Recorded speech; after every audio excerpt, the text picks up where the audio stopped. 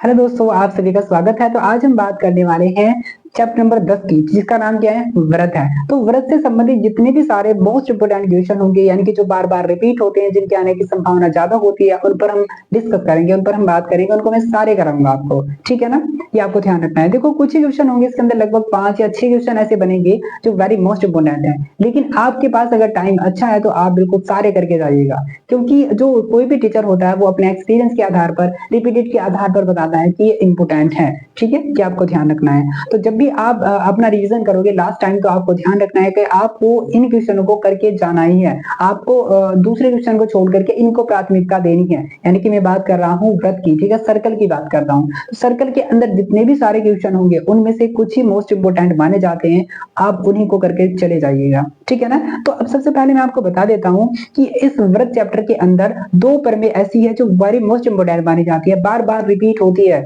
तो आपको ध्यान रखना है, इनको भी तैयार करके जाना है। ठीक है ना। तो एक एक देखो, एक जो प्रमेय की बात करें उत्तराखंड बोर्ड के लिए, किसी बोर्ड के लिए लगभग 3 नंबर का आ जाता है। ठीक है ना। तो आपको ध्यान रखना है 10.1 एक तो प्रमेय, दूसरी है 10.2। ठीक है ना, वेरी मोस्ट इंपोर्टेंट मानी जाती है। ठीक है ना, मैं आपको बता, और एक बात ध्यान रखना है, जो मैं आपको प्रमेय बताऊंगा उसके तरीके को आपको समझना है। क्योंकि आपको ध्यान रखना है कि जो पेपर, जो वहां पर जो आप मतलब जो पेपर देते हो आप, तो उसका पेपर के अंदर जो भी क्वेश्चन करोगे आप, तो याद रखना उसके भी उसके स्टेप के नंबर जुड़ेंगे। स्टेप का मतलब कैसे है कि आपको पूरा क्वेश्चन दे दिया है, तो उसमें जब आप स्टेप करोगे क्वेश्चन के, तो याद रखना है उन स्टेप के नंबर आपको मिलेंगे। जैसे आपने 2-3 स्टेप कर लिए, ठीक है, जैसे कोई क्वेश्चन है 4 स्टेप का है और उसमें से आप 3 स्टेप ठीक कर लेते हो, तो फिर भी आपको कुछ उसमें से नंबर मिल जाएंगे। ठीक है, तो आपको तरीके को समझना है कि कैसे करेंगे, और प्रमेय को करने का भी एक तरीका होता है, आपको उसी तरीके को समझ लेना है। ठीक है, चाहे आपसे पूरी कंप्लीट ना हो पाए, लेकिन अगर आप उस तरीके को समझ जाओगे, तो आप अगर जैसे अगर 3 नंबर का है, तो आपको उसमें से 1 या 1.5 नंबर आपको मिल जाएगा। लेकिन तरीका आपको आना चाहिए करने का। ठीक है ना। तो मैं अब स्टार्ट करता हूँ 10.1 प्रमेय को। ठीक है ना। एक बात ध्यान रखना, जो प्रमेय आपको दी होगी वहां पर ऐसे स्टेटमेंट की फॉर्म में दी होगी। ठीक है ना, आपको ऐसे दी होगी, और उसके आधार पर आपको चित्र फिगर बनाना पड़ेगा, और फिर आपको उसके अंदर रचना वगैरह करनी पड़ेगी। ठीक है ना, अपनी तरफ से, तो याद रखना है। ठीक है ना। तो अब इसको पढ़ करके इसके आधार पर हम कैसे चित्र बनाएंगे वो आपको समझना है, जो बेहद बिना चित्र के आप इसको नहीं कर सकते हो। ठीक है, तो याद रखना है चित्र बनाना बिल्कुल जरूरी है, और ये सारी चीजें प्रैक्टिस से आएंगी। ठीक है, तो मैं पढ़कर बताता हूँ आपको कि जो प्रमेय के अनुसार, इस 10 पॉइंट प्रमेय के अनुसार, व्रत के किसी बिंदु पर, तो आपको पता है कि जो व्रत है बहुत सारे पॉइंट से, ऐसे बहुत सारे पॉइंट से मिलकर बना होता है एक व्रत। ठीक है ना। तो जो व्रत है बहुत सारे पॉइंट से मिलकर बना होता है, लेकिन हम इसमें बहुत सारे पॉइंट की बात नहीं करेंगे, केवल एक पॉइंट की बात करेंगे। ठीक है ना। तो व्रत के किसी बिंदु पर, तो हमने कहा व्रत का ये वाला कोई पॉइंट है, और इसे हमने नाम दिया क्या, पी पॉइंट। तो व्रत के किसी बिंदु पर स्पर्श रेखा, अब इस व्रत के बिंदु पी पर हमें क्या करनी है, एक स्पर्श रेखा खींचनी है। तो मैं स्पर्श रेखा खींच देता हूँ एक, तो मैंने स्पर्श रेखा बनाई है। ठीक है ना। तो व्रत के किसी बिंदु पर, तो हमने कहा ये व्रत का बिंदु है, ये वाला जिसको नाम दिया हमने क्या, पी। तो व्रत के किसी बिंदु पर स्पर्श रेखा, हमने जो स्पर्श रेखा बनाई इसको नाम दे देते हैं स्पर्श रेखा। हमने कहा ये क्या है, एक्स वाई है। तो स्पर्श रेखा स्पर्श बिंदु से, किससे, स्पर्श बिंदु से जाने वाली, ठीक है, याद रखना है, स्पर्श बिंदु से स्पर्श बिंदु से कौन जाएगी, कौन सी त्रिज्या जाएगी, तो स्पर्श बिंदु से जाने वाली त्रिज्या। ठीक है, तो ध्यान से समझना है कि जो व्रत का कोई भी बिंदु हमने लिया है, हमने कहा पी बिंदु लिया है, इस पर हमने एक स्पर्श रेखा खींची है, तो ये जो स्पर्श रेखा होती है वो स्पर्श बिंदु से, इस बिंदु से जो त्रिज्या जाएगी, किसी बिंदु से बात कर रहे हैं, त्रिज्या बहुत सारी हो सकती है ऐसे करके, लेकिन स्पर्श बिंदु से जाने वाली त्रिज्या की बात कर रहे हैं, तो स्पर्श रेखा से जो त्रिज्या जाएगी ये वाली जाएगी। तो स्पर्श रेखा से जाने वाली त्रिज्या पर क्या होती है, लंब होती है, उस पर लंब होती है, ध्यान रखना है। ठीक है ना। तो याद रखना, जो स्पर्श रेखा है ये वाली, स्पर्श बिंदु से जाने वाली त्रिज्या पर ये क्या होती है, लंब होती है। यानी कि जो OP है ये लंब होता है एक्स वाई पर, ये हमें प्रूव करना है, ये इस प्रमेय के अंदर दिया है। ठीक है, याद रखना है, यानी कि क्या होती है, लंब होती है। ठीक है, एक बार और बता देता हूं कि जो व्रत है ये बहुत सारे पॉइंट से मिलकर बना होता है। तो हमने कहा इसका एक पी पॉइंट है, इस पी पॉइंट पर जब हम स्पर्श रेखा खींचते हैं, तो ये जो स्पर्श रेखा होती है ये स्पर्श बिंदु से जाने वाली जो त्रिज्या होती है ये वाली, ये क्या है, यहाँ से लेकर भाई ओ से लेकर परिधि तक की जो दूरी होती है वो त्रिज्या ही तो होती है, वो आर ही तो होती है। तो जो OP होता है, यानी कि जो आर होती है, जो त्रिज्या होती है, जो OP होता है, वो एक्स वाई पर इस स्पर्श रेखा पर क्या होता है, लंब होता है, ये हमें क्या करना है, प्रूफ करना है, ठीक है ना। तो ये प्रमेय का जो स्टेटमेंट था मैंने पढ़ करके आपको ऐसे बताया, तो आपको ऐसे क्या करना होगा, आपको ऐसे बनाना पड़ेगा, ठीक है ना। आई बात समझ में। और ये कैसे बना सकते हो आप, पढ़ करके अच्छे से और इसको प्रैक्टिस करके, ठीक है ना। अब मैं आपको बता देता हूँ कि जो प्रमेय के स्टेप क्या होते हैं, क्या तरीका होता है उसका करने का, वो आपको ध्यान से समझना है, ठीक है ना। मैं पहले बता, देखो सबसे पहला जो होता है इसके अंदर, प्रमेय के अंदर पहली चीज होती है, पहला हम लिखते हैं कि दिया क्या है, ठीक है ना। तो सबसे पहली चीज, कोई भी प्रमेय आपके पास में आ जाए तो आपको सबसे पहले लिखना होगा दिया क्या है उसके अंदर, ठीक है। तो मैं लिख देता हूँ यहाँ पर कि क्या दिया है, ठीक है ना। तो यहाँ पर दिया क्या है, ठीक है। एक तो पॉइंट होता है क्या है, दिया क्या है। फिर दूसरा जो पॉइंट होता है वो होता है, दूसरा अगर हम बात करें, पहला पॉइंट क्या होता है, दिया क्या है। फिर दूसरा स्टेप होता है सिद्ध क्या करना है, फिर हम लिखेंगे सिद्ध क्या करना है, सिद्ध करना क्या है वो हम लिखेंगे, ठीक है ना। फिर उसके बाद में तीसरा जो स्टेप होता है वो होता है रचना का, क्या होता है, रचना होता है तीसरा स्टेप। और चौथा जो स्टेप होता है याद रखना है वो होता है उपपत्ति, उपपत्ति, तो याद रखना है। तो ये कुछ 4 स्टेप होते हैं किसी भी प्रमेय के, तो आपको ध्यान रखना है पहला क्या होगा, दिया क्या है उस प्रमेय के अंदर, फिर उसके बाद में सिद्ध क्या करना है वो लिखा जाता है, और फिर रचना क्या है। रचना का मतलब ये होता है कि आपने जो अपनी तरफ से क्या कर रहे हो, उस चित्र के अंदर कुछ ऐड कर रहे हो, जो आपको चीज दी हुई है उसके अंदर अगर अपनी तरफ से कुछ ऐड कर रहे हो, कुछ रचना कर रहे हो, तो उसे बोलते हैं क्या, रचना, ठीक है। याद रखना, अभी हम रचना करेंगे उसमें, और फिर हम लास्ट में लिखते हैं क्या, उपपत्ति, ठीक है ना, यानी कि इसको प्रूफ करते हैं फिर, ठीक, याद रखना है। तो याद रखना है पहला क्या होता है, दिया क्या है, फिर लिखेंगे सिद्ध क्या करना होता है, और फिर रचना लिखते हैं, और फिर उपपत्ति लिखते हैं। मैं आपको बता देता हूँ बारी बारी से, दिया क्या है। देखो दिया में क्या लिखते हैं, देखो दिया में वो चीज लिखी होती है जो चित्र के अंदर सब चीज देखो आपको दिखाई देता है। तो आपको यहाँ पर क्या दिखाई दे रहा है, आपको दिखाई दे रहा है कि यहाँ पर एक वृत्त है जिसका केंद्र क्या है, O है। अब इस वृत्त पर एक क्या है, स्पर्श बिंदु है, और इस पर क्या खींची गई है, एक स्पर्श रेखा खींची गई है। तो ये दिया होता है, बहुत सिंपल है। अब सबसे पहले आपको एक कॉन्सेप्ट को समझना है, ठीक है ना। जैसे मेरे पास ही क्या है, कोई रेखा है और यहाँ पर कोई पॉइंट है, मैंने कहा P पॉइंट, ठीक है।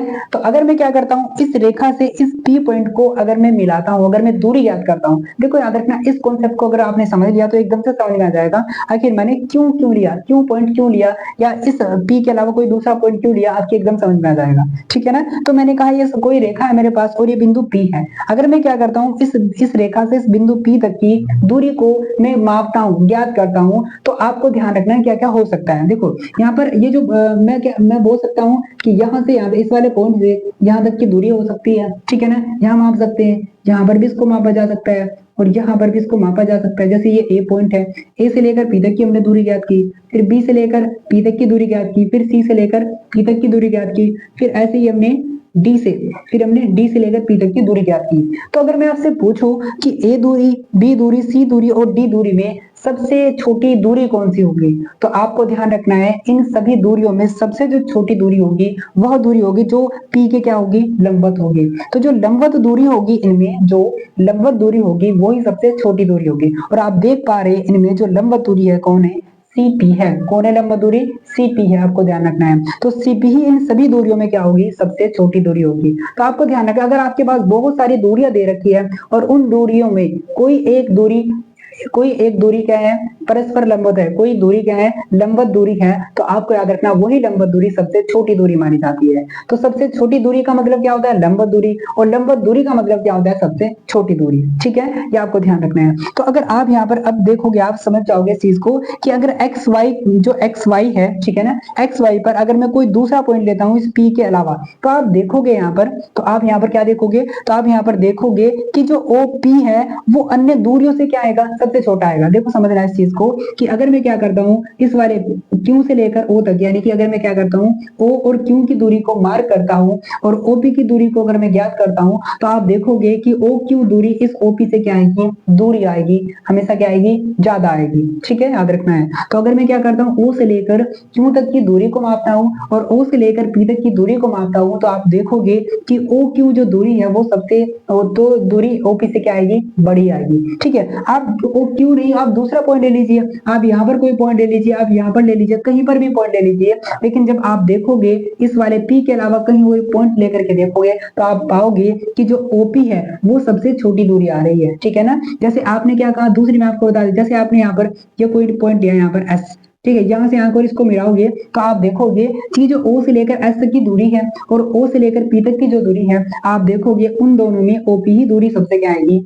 छोटी आएगी। तो इस आधार पर हम क्या सकते हैं, तो मैंने आपको क्या कहा, अगर आपको बहुत सारी दूरियां दे रखी है और उन बहुत सारी दूरियों में अगर आपसे पूछा जाए सबसे छोटी दूरी कौन सी होगी, तो याद रखना वो दूरी होगी जो लंबवत है। और लंबवत दूरी का मतलब क्या होता है, सबसे छोटी दूरी होता है। तो अगर आप इस पूरी रेखा पर, इस पूरी स्पर्श रेखा पर, इस पूरी एक्स वाई स्पर्श रेखा पर अगर क्या करते हो, इस स्पर्श रेखा पर अगर P के अलावा कोई भी दूसरा पॉइंट लेते हो, तो आप देखोगे कि उस जो OP है, जो त्रिज्या है, वो सबसे छोटी दूरी आएगी उन अन्य पॉइंटों की दूरियों की तुलना में। ठीक है, याद रखना है। जैसे मैंने आपको ये वाला क्यों पॉइंट क्यों लिया, अब आपको समझ में आ गया होगा। मैंने इसलिए लिया है क्योंकि जब यहाँ पर इस एक्स वाई पर मैं कोई अदर पॉइंट लेता हूँ इस P के अलावा, तो आप देखोगे और O और Q की दूरी को मार्क करता हूँ और O और P की दूरी को मैं ज्ञात करता हूँ, देखता हूँ, तो इनमें जो सबसे छोटी दूरी कौन आएगी, OP ही आने वाली है। और अगर सबसे छोटी दूरी OP है तो इसका मतलब ये क्या होगी, लंबवत दूरी होगी। क्या होगी, लंबवत दूरी होगी। तो इस प्रकार इसी कॉन्सेप्ट से हमें इसको क्या करना है, प्रूव करना था।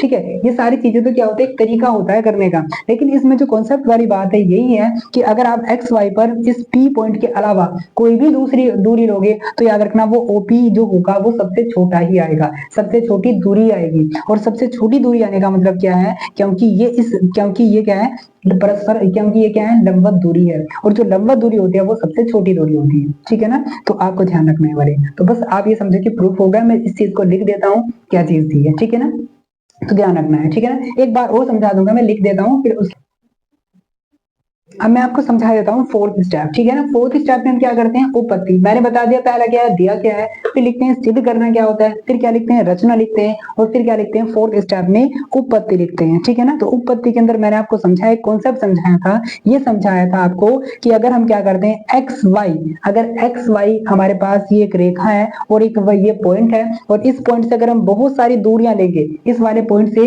इस वाली एक्स वाई पर अगर हम बहुत सारे पॉइंट लेंगे, तो याद रखना जो सबसे छोटी दूरी होगी वो वह दूरी होगी जो क्या होगी, लंबवत होगी। ठीक है ना, तो इसी कॉन्सेप्ट के आधार पर हम इसको प्रूव कर रहे हैं। ठीक है ना, तो अगर हम इस एक्स वाई रेखा पर कोई P के अलावा कोई दूसरा पॉइंट लेंगे, जैसे हमने कहा, हमने क्या लिया, क्यों पॉइंट लिया, क्या लिया, क्यों पॉइंट लिया। तो जब आप O और Q की दूरी मापोगे, ठीक है, उसको ज्ञात करोगे और फिर O और P की दूरी देखोगे, तो आप देखोगे इन दोनों में सबसे छोटी दूरी कौन सी आ रही है, OP आ रही है। आप Q के अलावा कोई दूसरा पॉइंट ले लीजिए, आपने कहा आप यहाँ पर S पॉइंट दे रहे हो, तो जब आप O और S की दूरी मापोगे और OP देखोगे, तो OP की दूरी क्या आएगी, सबसे छोटी आएगी। ठीक है ना, तो अगर आप P के अलावा इस एक्स वाई पर कोई भी दूसरा पॉइंट लोगे और उनकी दूरियां मापोगे, तो सबसे छोटी दूरी कौन सी होगी, OP ही होगी। जिसका रीजन ये है कि जो OP है वो लंबवत दूरी है, और लंबवत दूरी ही सबसे छोटी दूरी मानी जाती है। ये आपको ध्यान रखना है, इसी आधार पर हम क्या कर रहे हैं। ठीक है, तो आपको कॉन्सेप्ट याद रखना है। अगर आपके पास बहुत सारी दूरियां हैं और उन बहुत सारी दूरियां में आपसे पूछा जाए सबसे छोटी दूरी कौन सी होगी, तो आपको बताना है सबसे छोटी दूरी वह होगी जो क्या होगी, लंबवत दूरी होगी। तो लंबवत दूरी ही सबसे छोटी दूरी होती है, ये आपको ध्यान रखना है। ठीक है ना, तो मैंने यहाँ पर लिख दिया है, उसके आधार पर आप समझ लेंगे। ठीक है ना, तो मैंने क्या लिखा है उपपत्ति के अंदर कि O बिंदु वृत्त के बाहर स्थित है। तो क्या है, वो बिंदु है, क्या है, ये वृत्त के बाहर स्थित है। तो और अगर आप क्या करोगे, इस बिंदु Q से O तक की दूरी देखोगे और इस त्रिज्या की दूरी देखोगे, तो आप देखोगे O Q की दूरी क्या है, अधिक आ रही है। तो मैंने क्या लिखा है यहाँ पर कि क्यों बिंदु वृत्त के बाहर स्थित है, तब बिंदु Q की केंद्र से दूरी त्रिज्या OP से क्या होगी, अधिक होगी, जो मैंने भी समझाया आपको। O Q की और OP में जो सबसे अधिक दूरी किसकी होगी, O Q की होगी। अर्थात यहाँ पर लिखा है मैंने O Q बड़ा होगा किससे, OP से, त्रिज्या से बड़ा है, बिल्कुल ठीक है। अब अर्थात उसके बाद में इस प्रकार P के अलावा अगर आप इस एक्स वाई पर कोई भी दूसरा पॉइंट लेते हो, तो याद रखना उस दूसरे पॉइंट की जो दूरी है वो अधिक आएगी इस OP त्रिज्या से। ठीक है ना, आप कोई सा भी पॉइंट ले लीजिए। ठीक है ना, तो मैंने लिखा इस प्रकार P के अलावा एक्स वाई पर स्थित सभी बिंदुओं की केंद्र से दूरी अगर मापोगे, तो वो त्रिज्या से क्या होगी, वो अधिक होगी। अतः बिंदु P केंद्र से, अथवा जो बिंदु P है, ये वाला जो बिंदु P है, ये केंद्र से, ठीक है ना, केंद्र से सबसे कम दूरी पर है। ठीक है, तो याद रखना है। तो जो OP है वो सबसे कम दूरी पर है, याद रखना है। ठीक है, तो छोटा सा इसका क्या है, कॉन्सेप्ट है, छोटी चीज की आपको समझना है। ठीक है, अंत में आप लिख दोगे अतः। ठीक है, यहाँ पर लिखते हैं, यहाँ पर शायद दिखेगा नहीं, यहाँ पर लिख देना, अंत में आप यहाँ से नीचे से करना, अतः नीचे लिख देना लाइन की जो ओपी है वो लंब होगी इसके एक्स वाई पर। ठीक है, ये आपको लिख देना बाद में जब आप इसको पूरा कर लोगे। ठीक है, तो इस प्रकार तो छोटा सा कॉन्सेप्ट था एक। ठीक है, आज के कॉन्सेप्ट ये था, एक बार और बता देता हूँ कि अगर आपके पास बहुत सारी दूरियां हैं तो उनमें सबसे छोटी दूरी कौन सी होगी? ओपी होगी। और क्यों होगी? क्योंकि वो क्या है, उनमें लंबवत है। ठीक है, तो याद रखना है। तो मैंने आपको इस प्रमेय के अंदर आपको सिखाने की कोशिश की है कि आप एक प्रमेय को कैसे कर सकते हो, उसके स्टेप क्या होते हैं। अगर आप इन चीजों को कर लेते हो, ठीक है ना, आपको जरूर नहीं कि बहुत अच्छा लिखना है इसके अंदर, ठीक है ना, आप समझ करके यहाँ पर लिख सकते हो। ठीक है, जो मैंने आपको समझाया वही चीज यहाँ पर लिखी गई है। ठीक है ना, तो ये एक तरीका होता है किसी भी प्रमेय को करने का। और मैं आशा करता हूँ कि आपको इस वीडियो से कुछ सीखने को मिला होगा। यदि आपको थोड़ा सा भी इससे कुछ सीखने को मिला है तो प्लीज मुझे सपोर्ट कीजिएगा। Thank you.